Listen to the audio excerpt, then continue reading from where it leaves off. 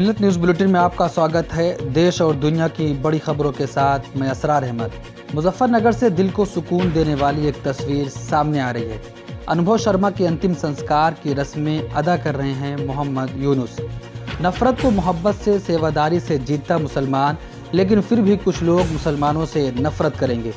सब मालूम है, लेकिन अपने संस्कार को कैसे भूल पाएंगे मोहम्मद यूनुस का कहना है कि इस्लाम सिर्फ अमन, चैन, मोहब्बत की तालीम देता है, जिसके तहत मैं अनुभव शर्मा के अंतिम संस्कार में शामिल हूँ। गुस्ताखे रसूल नरसिंहानंद को उत्तर प्रदेश पुलिस ने गिरफ्तार कर लिया है। नरसिंहानंद की एक वीडियो सोशल मीडिया पर तेजी से वायरल हो रही है, जिसमें नरसिंहानंद खुद कह रहा है कि उत्तर प्रदेश पुलिस ने मुझे गिरफ्तार करके जेल ले जा रही है, लेकिन शाहजहांपुर पुलिस का कहना है कि हमारे यहाँ से ऐसी कोई अरेस्टिंग नहीं हुई है। लेकिन आपको बता दें कि सूत्रों से मिली जानकारी के अनुसार नफरती व्यक्ति को उत्तर प्रदेश पुलिस ने गिरफ्तार कर लिया है। सुप्रीम कोर्ट ने उत्तर प्रदेश सरकार को पत्रकार सिद्दीक कप्पन को अस्पताल में दाखिल करने का निर्देश दिया है।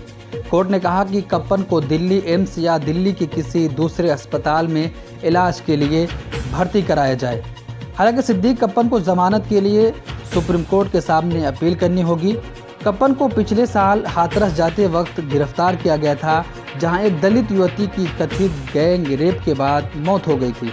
Kerala union of working journalist का आरोप है कि कप्पन को अस्पताल में बेड से जंजीर से बांध कर रखा गया था। कप्पन को बाथरूम में गिरने के बाद अस्पताल में भर्ती कराया गया था और बाद में वो कोविड-19 से संक्रमित भी पाए गए थे।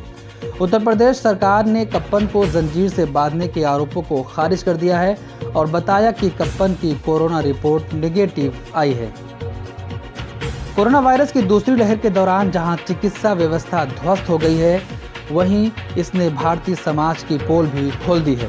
इस महामारी की आड़ में भेदभाव का एक नया युग शुरू हो गया है, जिसमें लोग अपने पड़ोस में रहने वाले लोगों को मानवीय दर्जा देने के लिए तैयार नहीं हैं।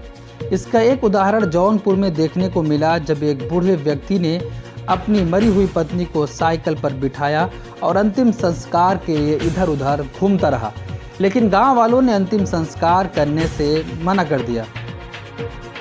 सुबह होते ही असम के लोगों को भूकंप के झटके ने झकझोर कर रख दिया। असम और कुछ राज्यों में सुबह एक के बाद एक साथ भूकंप के झटके महसूस किए गए, जिससे इमारतों को काफ़ी नुकसान पहुंचा और लोग अपने घरों से बाहर निकल आए। जैसे ही भूकंप के झटके आने शुरू हुए, लोग अपनी जान बचाने के लिए अपने घरों से बाहर निकल आए।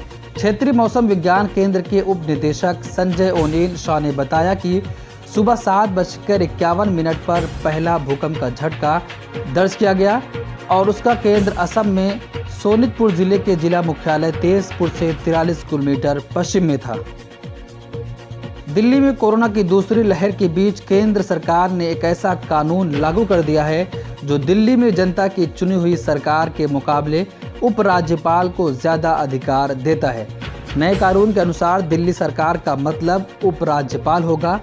दिल्ली की सरकार को अब कोई भी कार्यकारी फैसला लेने से पहले उपराज्यपाल की अनुमति लेनी होगी।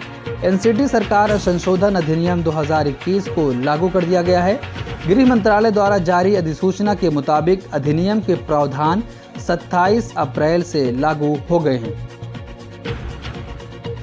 कोविड-19 संक्रमण के बढ़ते मामलों के बीच कांग्रेस के पूर्व अध्यक्ष राहुल गांधी के मोदी सरकार के खिलाफ तेवरों में आक्रामकता दिखाई दे रही है। बुधवार को राहुल गांधी ने एक बार फिर सरकार के खिलाफ ट्विटर के जरिए मोर्चा खोलते हुए इसे अंधा सिस्टम करार दिया। उन्होंने लिखा कि एक दूसरे की सहायता करते आम जन दिखाते हैं कि किसी का दिल छूने के लिए हाथ छूने की ज़रूरत नहीं है। मदद का हाथ बढ़ाते चलो, इस अंधे सिस्टम का सच दिखाते चलो। महाराष्ट्र के ठाणे जिले के एक अस्पताल में रात आग लगने से 4 मरीजों की मौत हो गई। मुंब्रा के प्राइम क्रिटिकेयर नामक निजी अस्पताल में रात के लगभग 3 बजे आग लग गई। तमाम कोशिशों के बावजूद 4 मरीजों को बचाया नहीं जा सका। राज्य सरकार के मंत्री जितेंद्र आह्वान ने इसकी पुष्टि की। वो स्वयं अस्पताल गए। उन्होंने कहा कि घटना के समय उस अस्पताल में 17 मरीज थे। दूसरे मरीजों को एक अन्य अस्पताल में भेज दिया गया है। दमकल की 3 गाड़ियों और 2 टैंकरों की मदद से आग पर जल्द ही काबू पा लिया गया। आग तो बुझ गई। मुख्यमंत्री उद्धव ठाकरे ने मरने वालों के परिवार को 5-5 लाख रुपए देने का ऐलान किया है। विश्व महामारी कोविड-19 के बाद पहली बार मस्जिद हराम का सहन नमाजियों से भर गया। अल अरबिया न्यूज़ वेबसाइट के अनुसार सऊदी अरब में कोरोना की वैश्विक महामारी के बाद पहली बार मस्जिद अल हरम का नमाजियों और उम्रा करने वालों से सहन भर गया। कोरोना की रोकथाम के लिए निर्धारित नियमों के अनुपालन में कठोर एसओपी के साथ हरम में नमाज और उम्रा की सुविधा जारी रखी गई है। मस्जिद के प्रशासनिक मामले ने एक बयान में कहा कि रमज़ान के पहले 10 दिनों के दौरान कोरोना एसओपी के पालन के साथ 15 लाख लोगों ने नमाज और उम्रा अदा किए हैं। उत्तर प्रदेश में कोरोना के बेकाबू हालात को लेकर इलाहाबाद हाई कोर्ट ने योगी आदित्यनाथ सरकार को जबरदस्त फटकार लगाई है। कोर्ट ने सवाल किया कि यूपी पंचायत चुनाव में कोरोना गाइडलाइंस का पालन क्यों नहीं किया गया। इसके अलावा कोर्ट ने हाथ जोड़कर एक बार फिर यूपी सरकार को 14 दिन के लिए बड़े शहरों में संपूर्ण लॉकडाउन का सुझाव दिया है। आपको बता दें कि इससे पहले भी इलाहाबाद हाई कोर्ट ने प्रदेश के 5 बड़े शहरों में संपूर्ण लॉकडाउन का आदेश दिया था, जिसे योगी सरकार ने मानने से इनकार कर दिया था। उसके बाद उत्तर प्रदेश सरकार सुप्रीम कोर्ट चली गई थी, जिस पर सुप्रीम कोर्ट ने स्टे का ऑर्डर दे दिया था। लेकिन अब उसके बाद फिर से इलाहाबाद हाई कोर्ट ने योगी आदित्यनाथ सरकार की ज़बरदस्त फटकार लगाई है और कहा है कि हम आपसे हाथ जोड़कर अपील करते हैं कि 14 दिन के लिए बड़े शहरों में संपूर्ण लॉकडाउन लगा दीजिए, क्योंकि स्थिति बहुत ही भयावह है। कागज़ पर कुछ और है, लेकिन ज़मीनी सच्चाई कुछ और ही कहती है। ब्यूरो रिपोर्ट, मिल्लत टाइम्स। मिल्लत टाइम्स को आपकी ज़रूरत है। हमारी आप माली मदद करें। हर महीने सिर्फ 100 रुपये और 1 साल के लिए एक साथ सिर्फ 1000 रुपये। रकम भेजने के लिए यहाँ दिए गए फ़ोन पे, गूगल पे और पेटीएम नंबर का इस्तेमाल कर सकते हैं।